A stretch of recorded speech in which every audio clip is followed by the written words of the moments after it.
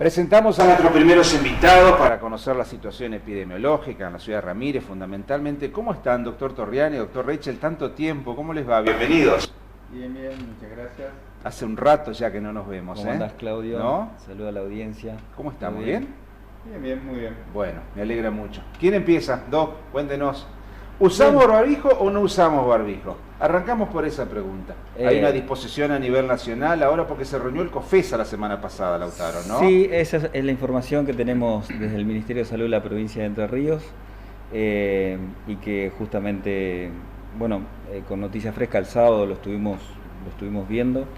Que el acuerdo del COFESA donde se reúnen es el Consejo Federal de Salud, para que la gente lo sepa, y se reúnen todos los ministros de salud de cada una de las provincias, de las 24 jurisdicciones del país, y bueno, el acuerdo es seguir con el uso de barbijo, sobre todo en los lugares interiores, en los lugares cerrados, y es fundamental mantener la ventilación, aunque eso cueste, pero recalcándolo porque sabemos que viene la temporada de frío y ya estamos teniendo temperaturas más bajas.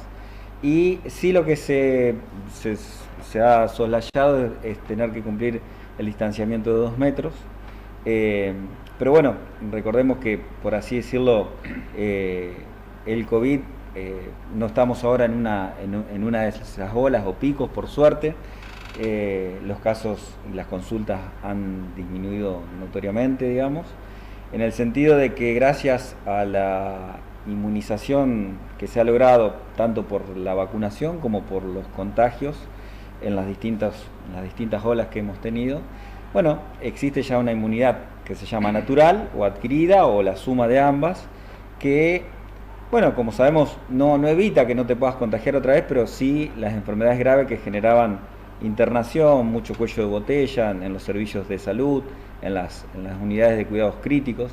Y bueno, por suerte estamos como recuperando en los servicios de salud una normalidad que tiene que ver con poder también tener un tiempo para salir del foco que llevó la atención todos estos 2 años, que fue el COVID, y poder pensar y recuperar nuevamente los controles integrales de salud, todos los screening y medidas de promoción y prevención de la enfermedad, y bueno, y justamente otras patologías que siguen sucediendo y que hay que tenerlas y atenderlas con igual importancia. Esto, por así decirlo, también nos da un tiempo para prepararnos de lo que ya estamos hablando. Es como que no te da respiro, digamos, de que estamos surfeando la ola del COVID, tenemos que atender lo que siempre estuvo en salud y a su vez prepararnos para lo que viene, que básicamente en la temporada invernal sabemos que es lo que es gripe, neumonía, bronquitis, y en los niños lo que se llama infecciones respiratorias agudas bajas o IRAP más conocido, como son las bronquiolitis y las neumonías, que bueno, que también demandan mucha necesidad de trabajo en los servicios de salud, generan muchas consultas, y también sabemos que genera tanto en la población, en las distintas edades, mucha carga de enfermedad, y en los casos más complicados también hay que tener cuidado porque se pueden complicar. Entonces siempre tenemos que estar atentos a eso. Y en este sentido yo creo que, pensando en esto sobre todo, lo del uso de barbijo que vos marcabas al principio, bueno, acá no solo se plantea el COVID, digamos, evidentemente hemos tenido la experiencia que en espacio cerrado, pudiendo organizar mejor la dinámica, por ejemplo, de los consultorios, de los lugares cerrados en los comercios, y el uso de barbijo evita no solo el COVID, sino también otras cuestiones, porque en realidad lo que nosotros hemos visto estos 2 años, a comparación de lo que veíamos anteriormente en cuadros gripales, neumonía y bronquitis, fue mucho menor en los servicios de salud que en otras oportunidades. Es decir, que el barbijo, existe una asociación casi lineal con el COVID porque apareció el uso con el COVID, pero que también evita otras cuestiones, porque esta transmisión que tienen todas las enfermedades respiratorias a través de la tos, del estornudo, de las gotitas de flush cuando hablamos, Bueno, en eso el barbijo también lo previene, ¿no? Sebastián, ¿cuál fue el momento más bravo para ustedes, para el personal de salud de Ramírez, desde que comenzó la pandemia? ¿Fue 2021? 2021, cuando hubo muchos casos y estaba, más que nada, que estaban saturadas las terapias intensivas y no había lugar donde derivar los pacientes. Eso, el hospital se tuvo que hacer cargo de pacientes críticos, donde generalmente esos pacientes se derivaban y no había lugar. La verdad que los médicos, enfermeros del hospital, todo el personal estuvo a la altura de la circunstancia, porque fue momentos muy duros. No había oxígeno en Entre Ríos, no conseguíamos, corríamos buscando tubos de oxígeno y bueno, gracias a Dios todo el personal del hospital estaba capacitado, estaba preparado, pero hubo momentos difíciles, momentos muy duros, porque no es fácil estar al frente de una situación así. Por lo menos en lo que a mí respecta, me dolía mucho ver esa situación, ver los médicos cansados, los enfermeros cansados, la familia, los familiares obviamente que te pedían que se derive, pero no y tener había. que elegir qué paciente recibe una cama y cuál se queda en la casa recuperándose como puede, ¿no? Es difícil también tomar esa decisión. No, nosotros teníamos lugar para los pacientes, pero no podíamos derivarlos. Había pacientes que no había cama, o sea, depende el cuadro que tenga el paciente, de la gravedad del paciente. No había en la provincia, en Argentina toda, era unos meses que... ¿Ustedes creen que se debe a la vacunación esta mejora epidemiológica en la Argentina? Totalmente. Porque me decías, doctor, que en enero hubo, creo, algo así como 60 casos activos en Ramírez, pero ninguno grave, todos se recuperaron en la casa. Exactamente, esa fue la diferencia donde, o sea, una persona vacunada que está bien en la cepa, esta cepa era menos agresiva, pero también iba de la mano de la vacunación. Pero las personas que tuvimos internadas en el hospital eran personas que o no tenían el esquema completo de vacunación, o no tenían vacunación, o tenían vacunación pero tenían algún factor de riesgo que ameritaba la internación. Pero la vacunación sin duda fue el quiebre y la salida para esta pandemia, que todavía estamos en pandemia, no hemos salido, pero ya los casos, hay consultas obviamente, mucho menos, pero la mayoría cursan en su casa, unos síntomas leves, y todo eso se debe a la vacunación, no tengo ninguna duda. Claro, porque hace una semana vivimos en Ramírez una fiesta multitudinaria con mucha gente. Doy como ejemplo lo que ocurrió aquí, pero pasó en todas partes, en los festivales conocidos de Córdoba, en el Festival de Diamante, etcétera, etcétera, en la fiesta de la Artesanía de Colón, un montón de fiestas populares, ¿no? Y no ha habido una variación importante de casos a pesar de las fiestas, a pesar de la cantidad de gente que concurrió a estos eventos sin barbijo, porque la verdad, muy pocos, nadie usa barbijo cuando se realiza una fiesta de este tipo, ¿no? Sí, lo más importante es o sea, el pico por lo menos que nosotros vivimos acá, lo tuvimos desde mitad de diciembre hasta enero, digamos. Después como que hubo una tendencia a mesetarse y a bajar la cantidad de casos. Y bueno, a partir de ahí es como que se fue diluyendo un poco más. Sumado a que mucha gente lo contagió con esta cepa rápidamente, porque era la característica que tenía justamente era la mayor contagiosidad que las otras cepas. Y recalcando también que todos estos eventos, como decís vos, tuvieron una característica y se hicieron al aire libre, que fue en la época de verano, y eso fue también una ventaja en este sentido. Y bueno, también es cierto que bueno, también uno es como que al tener alta tasa de cobertura en vacunas, nosotros estamos hablando en la Argentina en general, también en la provincia de Entre Ríos y también en la ciudad, con coberturas de mayor al 90%, digamos, de población, que es altísima, y que invitamos a aquel que no haya tenido y que no ha tenido la oportunidad o que no haya sabido en el momento indicado de poder vacunarse, que que seguimos vacunando y empezando esquemas, digamos, no es que si no me vacuné ya perdí el tren, se puede empezar esquema. Seguimos todas las normativas del plan rector de vacunación de la provincia, así que bueno, eso también es de suma importancia. De hecho, en los consultorios o en la internación todavía seguimos preguntando, y aquel que no ha tenido la oportunidad le ofrecemos para que pueda hacer la vacunación, y si tiene alguna duda, algún miedo, poder evacuarlo también en cuanto a algún interrogante que tenga la persona, ¿no? Hoy el esquema completo son las 3 vacunas, ¿no, doctor? Sí, son 3 vacunas. Actualmente. Y ahora vamos a poner una cuarta dosis a los que tengan el esquema completo de Sinopharm, o aquellos que tengan con Sputnik y necesiten viajar a algún país que no acepte Sputnik, se puede poner una cuarta dosis. ¿Y cómo estamos en Ramírez en cuanto a vacunación? ¿Tenemos la mayor parte de la población vacunada? Sí, ya, sí, un ¿con las 3 90%. dosis? Sí. Hay personas que no se han vacunado, pero nosotros estamos vacunando lunes, martes y jueves en el hospital, todos los días, con varias vacunas. No hay faltante de vacunas, hay disposición de vacunas, así que el que quiera, el que desee vacunarse, puede ir al hospital en el horario de mañana, esos días, y se puede vacunar tranquilamente, no hay ningún problema. Con esquemas iniciados, 90%, y con esquemas completos, casi el 80%. Bien. ¿Siempre se combinan las vacunas? ¿Siempre?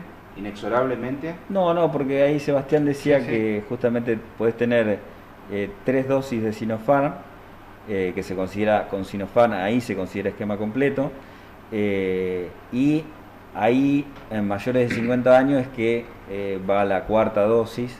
O sea, personas mayores de 50, independientemente que tengan factor de riesgo o no, que tengan las 3 dosis de Sinopharm, ameritan la cuarta dosis, siempre habiendo pasado de la última dosis 4 meses. ¿Sí? Y en este caso la cuarta dosis... No, es otra vacuna. Es otra vacuna, sí. Claro. Exactamente. Sí.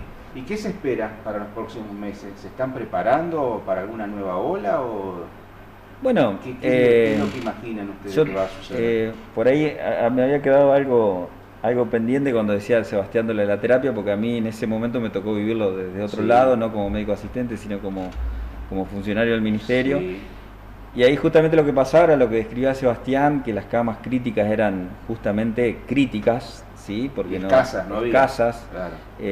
A pesar de que el ministerio había hecho toda la integración a través del programa Monitoreo de Unidades Críticas, donde confluía toda la información del sector público y del sector privado, digamos, de las camas de UTI.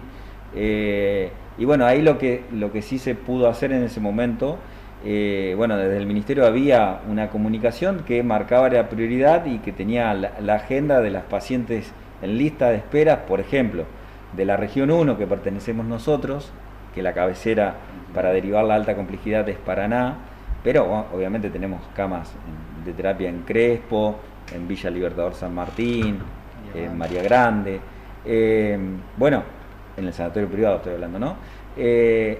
Y ahí se marcaba la prioridad. Cuando se desocupaba una cama, era en esa lista de espera que teníamos pacientes, pero como decía él, había que sostener pacientes que requerían cuidado crítico en una internación de moderados, con todas las medidas, y que por suerte habíamos tenido un entrenamiento previo, en toda la previa, que fue el aprendizaje del manejo de los pacientes COVID, y que gracias, como decía Sebastián, a todo el personal del hospital, porque en realidad los médicos y los enfermeros son los que estamos con el paciente, pero todo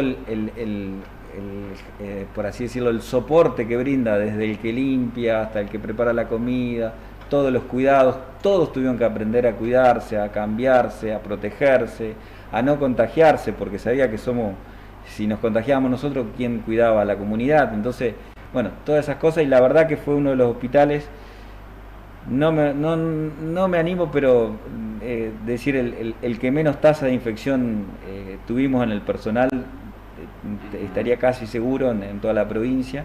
Eso marca de una responsabilidad y un compromiso de todo el personal de salud hacia la comunidad muy, muy importante.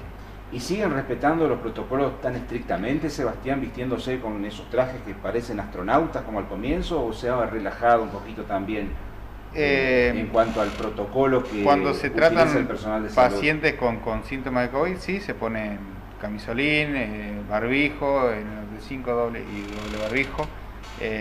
Obviamente que mi preocupación al principio y hasta ahora era proteger al personal, a todo el personal, conseguir gestionar que el ministerio me dio todos los equipos que yo necesitaba, el personal necesitaba, pero mi prioridad era cuidar al personal, a mi personal del hospital, porque si, como dice Lautaro, si nos contagiábamos nosotros, no teníamos respuesta, no hay el grupo de médicos, claro, profesional, claro, no teníamos de dónde sacar. Entonces mi prioridad, mi preocupación era cuidar al personal para poder cuidar a la comunidad. Sí. Yo creo que se logró, se entrenó, hacíamos, cuando todavía no había, estamos hablando marzo, abril del 2020, hacíamos simulacro, nos desvestíamos. En esa época había mucho miedo, todo el mundo tenía miedo, obviamente los médicos no son más que personas que han estudiado medicina y tenían miedo, todos teníamos terror porque tienen familia, y bueno, se hicieron muchos simulacros, se hicieron muchas charlas, se hicieron muchas capacitaciones, la verdad que se trabajó muchísimas horas y a veces no bien retribuida de la comunidad, porque ¿por qué no hacen esto? ¿Por qué hacen aquello? Porque obviamente nos equivocamos muchísimo. Seguro. Y acertamos muchísimo, pero el resultado fue bueno, porque como dice Lautaro, no tuvimos muchas bajas personal, claro. No, y los que se contagiaron fuera del hospital, sí, en reuniones sociales, como todo el mundo ha tenido, y bueno, ha pasado. Pero bueno, y ahora seguimos cuidándonos, tenemos un circuito diferenciado entre respiratorio y no respiratorio. Ahora lo que hicimos es porque hay horarios, tenemos horarios para hisopar o para ver pacientes con síntomas compatibles con COVID, que es de las 10 de la mañana a 12 del mediodía y de 18 a 20 horas. Ajá, para hisopado. Para hisopado. ¿Por qué remarco eso? Porque hay personas que vienen con síntomas 7 de la mañana, 8. Bueno, el enfermero le toma todos los síntomas vitales, si no es urgente, si no corre ningún riesgo, obviamente, tiene que esperar hasta las 10 de la mañana. ¿Por qué? Porque el médico no puede vestirse claro, a cada rato, porque es un gasto importante de insumos, claro, y un desgaste hacia el médico de guardia, que el médico de guardia, la guardia de un hospital es una guardia para urgencias, para eso es una guardia, no para una rinite que tengo de hace 3 días y quiero urgente, ya se lo va a atender obviamente, pero si no es urgente, hay ese horario, porque si no también desgastamos al médico, que está 24 horas en el hospital, y bueno, a veces hay personas que se ponen ansiosas y quieren ya, entonces por eso pusimos, si no es urgente, si no corre ningún riesgo de vida, se espera hasta las 10, de 10 a 12 y de 18 a 20 horas. Ahí justamente tiene, como explicaba Sebastián, en esa franja horaria, son los cuadros que clasifican como casos leves, digamos, como malestares leves, y ya directamente se evalúan, si hay que hisopar, se hisopa, se diagnostica, pero siempre tiene un previo, un triage de enfermería, que las enfermeras también tienen su alta capacitación en este sentido, y obviamente si ellas detectan, o ellos detectan algo que pueda llamar la atención, obviamente que va a tener la evaluación, y si es urgente, obviamente que va a ser evaluado y va a ser atendido en el momento que llegue, como toda urgencia. Pero hay veces que, como dice Sebastián, en estos 2 años el desgaste y el cansancio que ha tenido todo el personal sanitario es alto. Tuvimos épocas dado que con pandemia no hubo egresados de la facultad por esto de corte de actividades, digamos, académicas, hasta que se retomaron las prácticas finales de la carrera de medicina. Hemos tenido épocas donde muchos médicos entraron al sistema de residencias médicas y no teníamos médicos para cobertura de guardia, entonces tuvimos que multiplicar y hacer un esfuerzo. Me ha tocado hacer guardia a mí, a Araceli, a todo, que es algo que claro, estamos más para soporte, ya tenemos nuestro añito y estamos más como soporte de experiencia, pero por suerte en el hospital la predisposición del equipo fue muy alta y siempre se logró cubrir, cosa que en otras ciudades no ha sucedido de la provincia, y si vos trasladás y ves buscar noticias, hay lugares que han tenido que cerrar días de guardia por no conseguir profesionales que puedan cubrir la guardia. Y no es una cuestión de recurso económico, sino que el desgaste y el tiempo y el desgaste psíquico que ha producido todo esto también tiene su impacto y no es menor. Aunque parezca que ya pasó todo, esas situaciones que nos hemos tenido que enfrentar, todo el equipo del hospital, porque todos conocemos a los vecinos y todos conocemos a las personas que se atienden, y tener que tener pacientes críticos, tener que trasladarlo a una terapia, ver cómo evolucionaba y orar y rezar para que salga y ande bien, eso es un desgaste importante desde el punto de vista psíquico y que no, por ahí a veces no solamente se resuelve con tomarse unas vacaciones, digamos, ¿sí? Seguro. Últimas consultas, doctor Rachel. Han avanzado con obras como el sistema central de oxígeno, por ejemplo, ¿no? Que en algún momento nosotros fuimos a mostrar allí. Sí. Faltaban, creo, los tubos todavía en aquella oportunidad. Eso ya está todo instalado y funcionando, ¿no? Se hizo una primera etapa que fue la mitad del hospital, sí. El ala de internación de hombres, y ahora estamos empezando a hacer la sala de mujeres y las otras habitaciones. Entonces, todo el hospital, en su mayoría, quedarán 2 o 3 habitaciones sin oxígeno, pero todo el resto del hospital va a tener oxígeno central y aspiración central. Así que es un avance importantísimo para el hospital y bueno, gracias a Dios, ya ahora en esta semana entrante ya lo van a terminar y entonces todo el hospital va a tener oxígeno central y aspiración central. ¿Casos activos hay en este momento? ¿Hay algún caso de COVID en Ramírez? Sí, ¿cuántos? Sí, habrá 10, 15 casos. Bueno, a propósito de esa pregunta, el COFESA definió que ya no tiene sentido contar los casos, sino que en este momento epidemiológico que tenemos, la pandemia, por ahora pandemia, porque todavía no se ha cambiado su denominación, se mide por el ingreso a cuidados críticos y la tasa de fallecimiento o letalidad, como quieras decir, específica por COVID, ¿no? Sí. Bueno, todos notamos que estamos como en un momento de calma, de sosiego, así, pero ¿tenemos que alarmarnos o podemos quedar tranquilos y dejar que esto pase o acostumbrarnos a que es una situación que va a ser normal en los próximos años? Esto llegó para quedarse. Yo creo que todo lo que teníamos que hacer como sociedad lo hemos hecho. En el primero, un esfuerzo enorme en ese sentido de quedarnos, en el quedate en casa que quizás no se vivió tanto en una ciudad pequeña como puede haber sido en otros lugares, que tuvo su impacto en determinados grupos etarios, por ejemplo los adultos mayores, los adolescentes, ¿sí? Los niños, que han perdido años de escolaridad. Tengo Manuel que hizo 1er grado en pandemia y bueno, son hijos de la pandemia en la escolaridad. Y bueno, después el efecto tan ansiado era cuidarse hasta que llegue la vacuna llegó, tenemos coberturas grandes. Yo creo que eso que también había que hacer lo hicimos y la gente adhirió muy bien a la vacuna. Y bueno, las medidas, obviamente que uno quiere recuperar una nueva normalidad. Nosotros desde el punto de vista médico ya estamos haciendo, por así decirlo, un clic de decir el COVID forma parte de la carta del menú de enfermedades febriles, donde tenemos que pensarlo, como forma parte de otras enfermedades, como decir, bueno, uno piensa en neumonía, piensa en virosis, piensa en COVID, piensa en leptospirosis, bueno, forma uno de los diagnósticos diferenciales más que hay que pensarlo. Una cuestión que ejemplifica esto es que en nuestro hospital tuvimos también con un trabajo impecable, digamos, en conjunto, digamos, un brote de fiebre Q, que fue lo que sucedió, un brote de citacosis, que eran todos cuadros muy similares al COVID. Y uno, si cerraba el pensamiento que era todo COVID, nos hubiera ido de otra manera. Bueno, tuvimos la amplitud de poder pensar que existen otras patologías y buscar y encontrar es difícil, la etiología.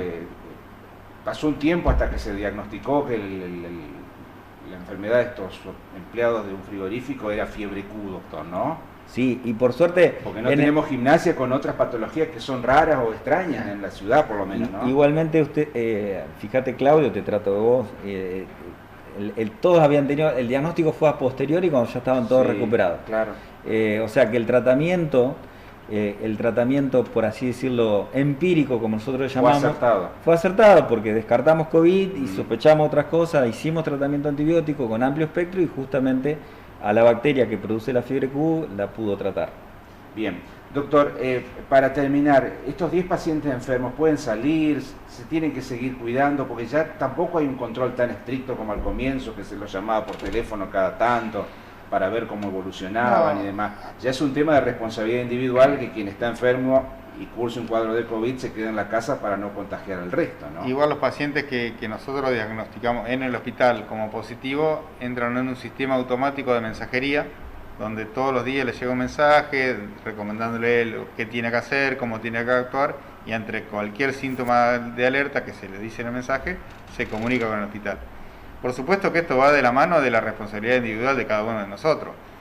Muchas personas tienen síntomas, ya sabemos todos qué hacer, ya saben todo, te han pasado por la tele cómo medicarse, cómo no, son todos conocedores de la enfermedad.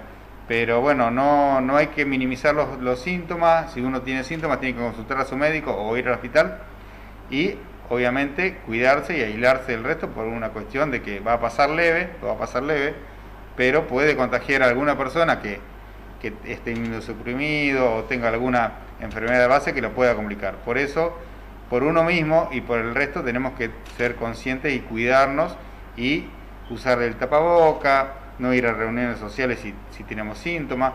Son 7 días ahora que es de aislamiento y después ya puede hacer una vida con cuidado, obviamente los primeros días más estricto, lavado de manos, uso de tapaboca y no asistir a eventos masivos, y con esos cuidados que son fáciles de hacer, no son tan complicados, hacemos que esta pandemia ya sea, como dijo Lautaro, una enfermedad más, que esto llegó para quedarse, no va a desaparecer el COVID, así como está la gripe, como está la neumonía o cualquier otra patología, pero tenemos que respetarla y respetar las indicaciones que digan los médicos.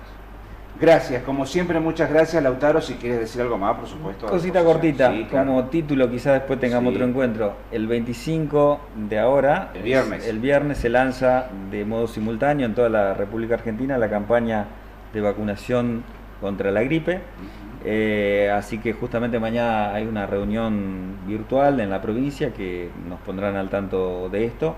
O sea que ya estaríamos lanzando oficialmente la campaña 2022 de antigripal. Acuérdense también de la vacuna contra la neumonía, que son cosas que por ahí el COVID eclipsó todo esto.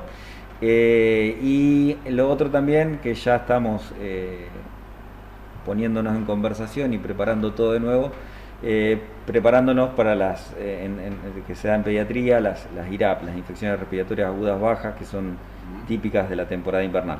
Bueno, seguimos en contacto cuando haya novedades. Cuando llegue la vacuna contra la gripe también vamos a informar y vamos a brindar algunos detalles, ¿no? Los días de vacunación, a quienes están orientados y demás, así que para servirles como siempre. Les agradezco mucho la visita, un placer. Muchas gracias. Gracias por venir. Pausa muy breve, ya continuamos.